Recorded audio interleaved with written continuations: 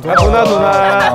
안녕하세요. 도나. 안녕하세요. 정말 오랜만에 뵙는 것 같습니다. 일주일마다 뵙잖아요. 어색하신가 봐요. 아직도 어색해요. 우리가 도너리스쿨 한 지도 이제 오래됐잖아요. 뭔가 달라진 점 없습니까?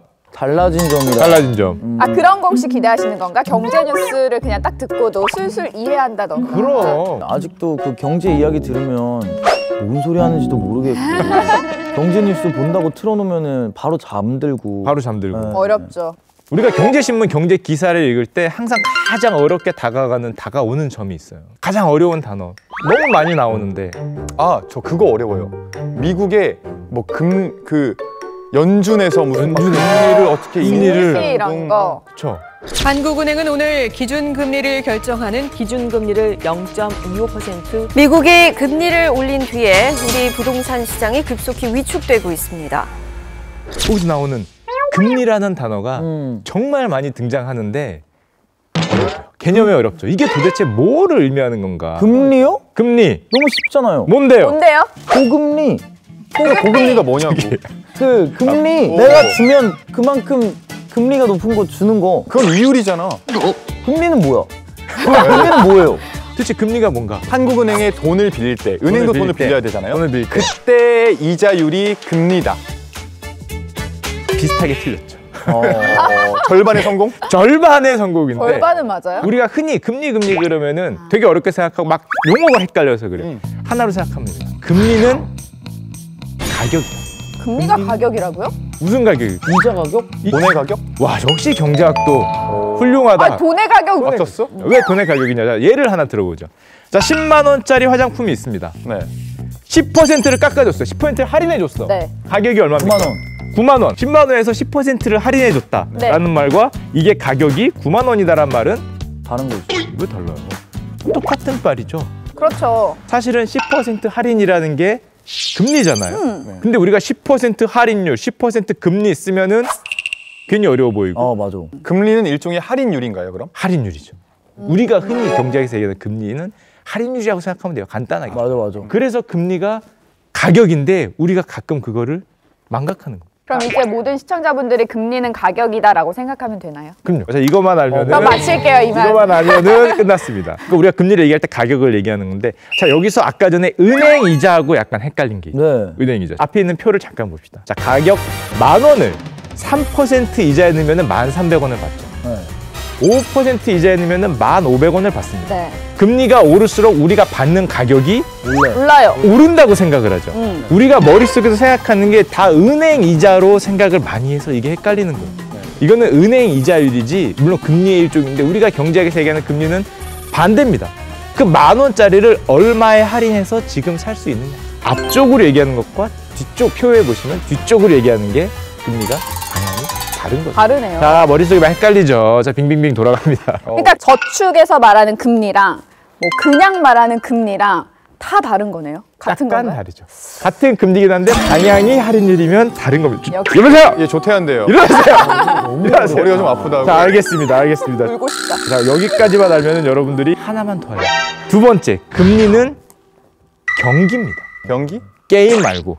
그러니까 요즘 경기가 안 좋다 보여요. 경기가 좋다, 경기가 안 좋다. 신문에서 경기가 좋다, 경기가 안 좋다라는 내용이 매일 나오잖아요. 네. 그걸 반대로 경기라는 말을 지우고 금리라는 말을 넣으면은 똑같아요. 그럼 경기가 좋아지면 금리도 올라가는 거예요? 그렇죠. 그러니까 경기가 좋은 그러니까 거고. 경기가 좋은 거네. 금리가 올라간다는 것은 할인율이 올라간다는 거기 때문에. 할인율이 올라간다는 말은 우리가 돈을 쓸 때가 너무 많어. 너가 나한테 뭐 지금 당장 1억을 빌려줘. 그러면은 경기가 안 좋으면은 뭐 은행에 너도 1%밖에 안 되니까 내가 2%만 받고 빌려줄게. 이렇게 되는데 경기가 좋아. 막 돈을 쓸 때도 많고 은행에 넣어도 4% 막 주식도 막 올리면은 1억 빌려줘. 그러면 2% 빌려줍니까? 안 빌려주죠. 더 많은 대가로. 경기가 좋으면은 돈의 가격이 올라가요. 돈의 가격이 올라서 금리가 올라갑니다. 돈 하이. 돈 하이. 자, 어려운 건 알 필요 없고 어려운 거 머릿속에 지우셔도 금리는 경기의 다른 말이에요. 오케이. 그러다 보니까 신문에서 그렇게 많이 언급이 되죠. 오케이. 자, 그러면은 금리가 경기예요. 정부가 그러면은 경기를 가끔은 붐업시키고 싶고 가끔은 너무 경기가 뛰면은 경기를 좀 낮추고 싶어요. 네. 왔다 갔다 합니다. 그게 아까 전에 말한 그 정부가 움직이고 싶어하는 기준금리. 기준금리. 중앙은행에서 이렇게 통제를 하는 거죠. 통제를 하는 거예요. 경기를 움직이는 거예요. 자, 그럼 이렇게 말하면 너무 어려우니까 간단히 생각합시다. 자, 우리 논이 있어요. 이쪽에 댐이 있습니다. 댐 뒤에는 물이 많아요. 돈이 많아. 논에 물이 없어. 댐의 수문을 열면은 물이 가서 네. 논에 많아요. 자, 그러면은 경기가 안 좋으면은 댐의 수문을 어떻게 해야 돼요? 열어야죠. 내려야죠. 댐의 수문을 열어야죠. 내리면은 물이 쫙 들어가요. 그 경기가 물이 너무 많아. 경기가 좋아. 그럼 어떻게 돼요? 받아야지. 받아요. 다들 올려야 돼요. 이게 기준금리하고 똑같습니다. 외우기 쉬운데? 수문을 내렸다가 올렸다 하면서 논에다가 물을 넣었다 뺐다는. 그냥 물만 열어주면 안 돼? 자, 계속 내렸다고 생각합시다. 계속 내리면은 위기가 왔어. 아, 과부하가 걸리는구나. 위기가 왔어. 내릴 물이 없어요. 이미 다 들어가 있는데. 맞아. 물을 계속 받아야죠. 그리고 논에 물이 많으면 좋아요? 아니죠. 그러면은 농작물 망칩니다. 벼가 잠수하잖아요. 혹시 농부세요? 어떻게 알지 그걸? 뭐든지 적당해야 돼. 어. 주식도 적당히, 농작물도 적당히. 자, 그럼 앞에 있는 신문에 대한 내용을 하나 봅시다. 한국은행이 기준금리를 연에 1.25%로 인하했다. 2019년 10월 16일 내용인데, 자, 댐의 문을 어떻게 한 겁니까? 내렸지. 경기가 안 좋으니까 내린 거죠. 댐의 물을 내린 거죠. 1.5m 차 있었는데, 야, 논에 물이 너무 없으니까 1.25m로 내린 거예요. 그만큼 물이 들어가는 거예요. 기준금리가 댐이라고 인식을 하니까 딱 외워졌어 바로. 기준금리가 인상이면은 댐을 닫는 올리는 거고. 거죠. 오케이. 이해가 됐습니까? 이제 이해됐어. 이제 이해가 됐죠. 자, 그러면은 잘 생각해 봅시다. 굳이 우리나라뿐만 아니라 전 세계 정치인들이 네. 댐의 문을 열고 싶겠어요? 올리고 싶겠어요? 열고 열고 당연히 싶어요. 특히 자기들이 뭐 선거가 있다든지 대선이 있다든지 어. 뭐 총선이 있다든지 그러면은 그치? 그때만 내리고 다시 당선되면 닫더라. 그리고 싶은 욕망이 있잖아요. 자, 우리 바다 건너에 있는 미국이 내년에 아메리카가 내년에 대선이에요. 트럼프 형이 댐 문을 열어야겠네요. 네. 엄청 열어야지. 엄청 열고 싶겠죠. 자, 그래서 앞에 보면은 뭐라고 나옵니까? 금리 인하를 압박해온 트럼프. 이번엔 마이너스 금리 요구. 왜 그러겠어요? 이제 알 수 있죠. 야, 내가 대통령일 때 우리나라의 경기가 이렇게 많이 살아났다. 우리 대통령 트럼프 대통령이 자꾸 내리라 그래요. 근데 내가 댐 문직이야. 중앙은행 총재입니다. 논에 물이 꽤 있어. 아직 가뭄도 아니야. 자꾸 내리래. 내리고 싶어요? 내리면 안 되죠. 내리면 당연히 안 안 되죠. 되죠. 당연히 안 된다. 이런 생각을 하죠. 근데 안 내리면 트럼프가 또 압박을 가할 거 아니에요. 그렇죠. 그게 요즘 신문을 보면은 이런 얘기가 쭉쭉 나옵니다. 자, 보세요. 중앙은행의 매파들, 또 호키시아다 매파들인데 강성인 사람들이 금리 인하에 반대 목소리를 높이고 있어요. 금리 인하를 당연히 숨은 여는 입장에서는 반대를 하는 거예요. 자, 그럼 뭐라 그럽니까? 트럼프 대통령 입장에서는 뒤에 보면은 배짱도 비전도 없는 파월이 이제 문을 내리는 미국 연준의 중앙은행. 세게 말하네요. 네. 이제 한 방 날렸네. 조금 내려줬거든요. 조금 하도 뭐라 그러니까 아우 씨 알겠어요 이러면서 0.25%포인트 내리니까 그거밖에 안 내렸다고. 넌 배짱도 비전도 없다. 이렇게 맹 비난을 하는. 근데 우리가 왜 미국 금리까지 알아야 됩니까? 우리나라는 뭐 미국이나 중국이나 뭐 전 세계 글로벌의 영향을 굉장히 많이 받기 때문에 이 미국의 입장을 안 볼 수가 없죠. 그러면은 우리의 현재를 알기 위해서는 댐의 수문이 지금까지 어떻게 움직여왔고 지금 어디에 와 있는지를 아는 게 중요하겠죠. 그쵸. 미국의 기준금리, 댐의 수문이 어떻게 움직이는지를 잠깐 보여드릴게요. 맨 왼쪽에 있는 이렇게 할아버지가 손 들고 있는 분이 볼커라는 예전에 미국 연방은행 장이에요. 자, 그 보시면은 이분이 있던 시절에 이 파란색 미국 기준금리가 확 오르네. 확 올라가죠. 저 때가 어느 시절이었냐면은 미국이 물가가 너무 올라가. 물가가 올라가니까 돈을 풀고 그게 문제가 아니라 물가를 잡아야 돼. 그래서 저 폴 볼커라는 아저씨가 인기고 뭐고 다 필요 없다. 나는 물가를 무조건 잡아야겠어. 그래서 기준금리를 댐의 수문을 막 올렸어요. 정말 미친 듯이 올립니다. 큰 쭉 올라가죠. 진짜 크네. 배짱이 있는 분. 배짱이 있죠. 인기는 엄청 없겠죠. 댐의 수문을 올리면은 논주인들이 좋아합니까? 아무도 안 좋아하죠. 하지만 물가를 잡아야 된다 해서 기준금리를 저렇게 크게 올렸어요. 저분의 별명이 인플레이션 파이터예요. 인파. 너무 잘 인파이터, 짰네요. 인파. 아무리 주변에서 뭐라 그래도 됐고 무조건 물가를 잡는다. 저렇게 파란 걸로 막 올렸어요. 조금 하다가 잘렸구나. 불쌍하다 볼코. 볼코도 어쨌든 그때 할 수밖에 없는 선택을 한 뭐 거잖아요. 할 수밖에 없는 선택을 한 거죠. 자, 그래서 그다음 이 댐의 수문장. 이 연방위원회라 그러거든요. 연방은행의 장으로 올라온 사람은 너무 좋겠지. 그치, 여기서 어차피 낮출 거밖에 없는데. 이제 내릴 거밖에 없어. 내가 뭐만 해서 내리면 사람들이 너무 좋아해. 야, 정말 잘한다. 경제를 정말 잘 운영을 한다. 이런 평가를 막 듣겠죠. 야, 각종 비리로 얽혀있겠네. 그러면. 그 뒤에 들어가면 무조건 먹고 가는 건데. 딘딘의 개인적인 의견입니다. 저희 프로그램과의 방향과는 맞지 않습니다. 그래서 그 다음에 왔던 분이 거의 20년간 연준 의장을 하면서 경제 대통령이다. 정말 경제를 잘 운영한다. 온갖 칭송을 듣고 아직도 우리한테 가장 유명한 연준 의장으로 뽑힙니다. 그러니까 이렇게 딱 곡선 보니까 다르네요. 그 다음에 쭉 내려가죠. 그 가운데 있는 분이 옐런 그린스펀이라고. 아, 그린스펀. 얄런. 어디선가 들어본 듯 하지 않습니까? 네. 20년간 이 연준을 운영하면서 정말 칭송을 많이 들었는데 왜 그러냐? 이 차트만 봐도 파란색을 꾸준히 내렸죠. 근데 그러면은 물가가 상승한 거 아니에요? 물가가 물론 상승할 위험이 있는데 경기가 좀 안 좋아지려고 그러면 내리고 조금 또 올렸다 경기가 안 좋아지려면 또 내려주고 적당히 조절을 잘했다는 적당히 조절하면서 꾸준히 내려주니까 시장도 좋아하고 사람들도 사람들도 좋아하고 우리도 좋아하고 뭐 주식도 뭐 가격도 오르고 뭐 다 좋잖아요. 20년간 하면서 별명이 경제 대통령이 됐어요. 경대. 10년은 어마어마하네요. 그래서 20년 동안 쭉 내리다가 이제 그린스펀 형이 은퇴를 합니다.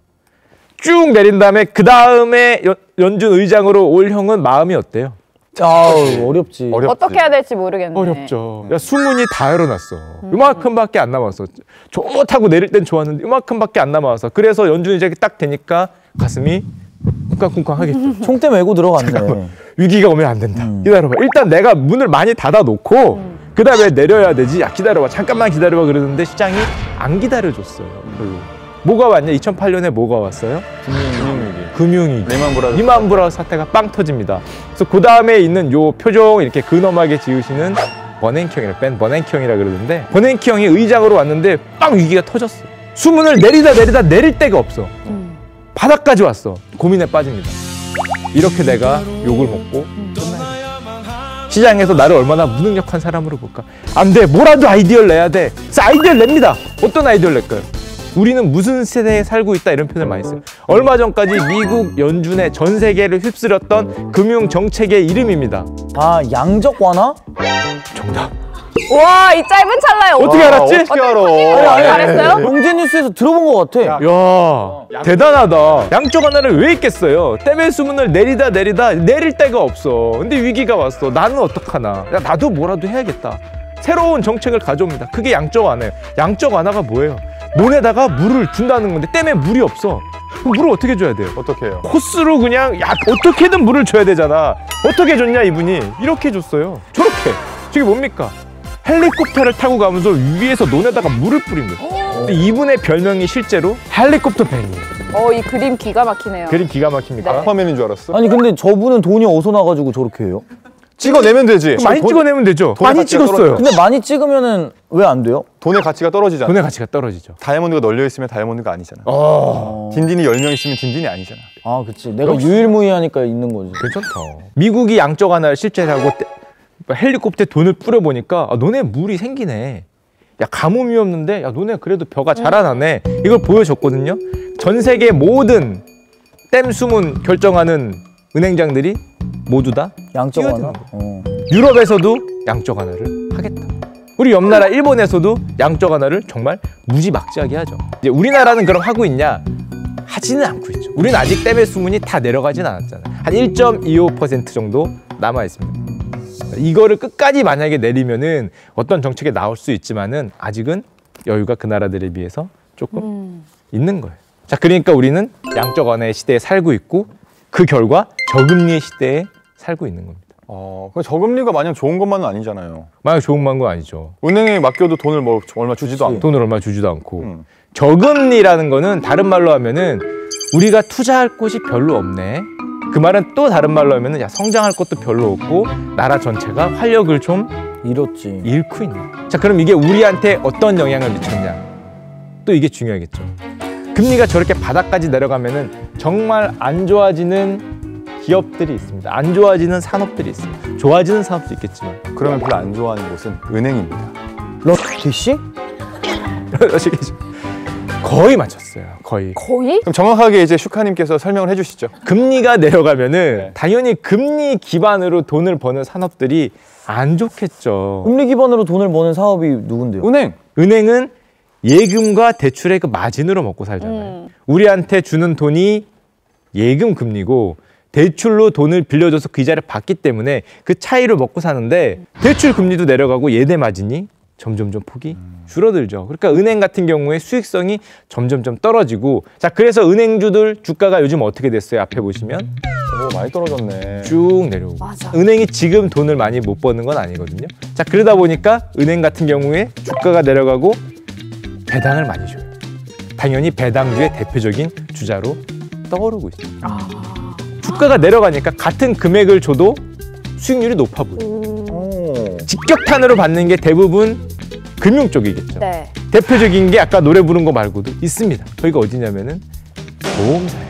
아. 보험? 일리가 있어. 맞아. 일리가 있어요. 네. 보험사도 사실은 그 보험을 내는 사람들의 그 금액을 이렇게 받아와서 그걸로 이제 활용을 하면서 막 투자도 하고 막 이렇게 하잖아요. 오! 그렇네. 보험사가 보험업으로만 먹고 사는 게 아니야. 이야! 아, 약간 그런 건가요? 뭐 만기 때 얼마 주겠다. 그렇죠. 아니 예습 배웁니까? 다들 미리 보고 오네. 나처럼 리얼리티하게 아, 들어와야 저희 되냐고. 리얼리티예요. 나처럼 모르는 리얼리티예요. 거 들어오라고. 저 경제학도예요. 리얼리티인데? 대단하다. 그럼 SBS에 왜 있어, 경제학도가? 경제학도로 SBS 들어온 거예요. 근데 왜 스포츠 뉴스 하고 있어? 보험사가 약간의 은행 역할도 하거든요. 그렇네. 저축성 보험도 있고. 맞아, 그러다 맞아. 보니까 돈을 받았는데 그걸 불려서 우리한테 뭔가 서비스를 제공해 줘야 되는데 금리가 내려가면 불리기가 너무 힘들겠죠. 은행주보다 어떻게 보면 은행보다 더 어려운 저금리 시대로 들어갈수록 보험이 더 어려워집니다. 그게 우리가 저금리 시대로 들어가면서 보이는 거죠. 자, 그리고 가끔 신문에 보면 나오는 이제 이런 신문, 경제신문 기사는 보자마자 알 수 있죠. 제목이 뭡니까? 저금리의 주가 하락한 지금이 배당주 투기의 적기다. 뭐 이런 기사가 나와요. 이제 알 수 있죠, 무슨 네, 얘기인지. 알겠네요. 지금이네요, 지금. 배당주 하러 가야 되네. 지금입니까? 배당주를 투자하라는 말이 아니라 이런 신문 기사를 읽었을 때 이 기사가 무엇을 말하는가? 왜 저금리의 주가가 하락했을까? 저금리의 주가가 하락했는데 왜 배당주인가? 이런 말이 머리에서 오게 되는 거예요. 정리가 되네요. 정리가 되십니까? 도노리스크를 오래 보시면은 이 정도 신문 기사를 알 수 있는. 오늘 진짜 금리에 대해서 정확하게 알기 쉽게 이해가 딱 된. 이해가 되셨습니까? 네. 어렵게 생각할 필요가 없어요. 거기 뒤에 있는 복잡한 소식은 그냥 넘어가시면 돼요. 금리는 그냥 가격이다라고 생각을 금리는 하면 되는 가격이다. 금리는 경기다. 아직 김진 다 이해 못한 것 같아요. 형, 다음 말씀하시죠. 주에는 다음 주에는 조금 쉬운 걸로 갑시다. 조금 쉬운 걸로 할까요? 미리 알려줘. 미리 공부- 알려줘. 미리 알려줄까요? 네. 팍 찍어주는 요거 방송? 쪽집게 방송인가요? 쪽집게? 찍게 방송? 어느 쪽인지만 알려줘. 미리 공부하고 어느 올게. 쪽인지 알겠어요. 야, 진짜 뭐 부숴버리게. 질 수 없지. 질 수 없어. 어우, 자존심 상해.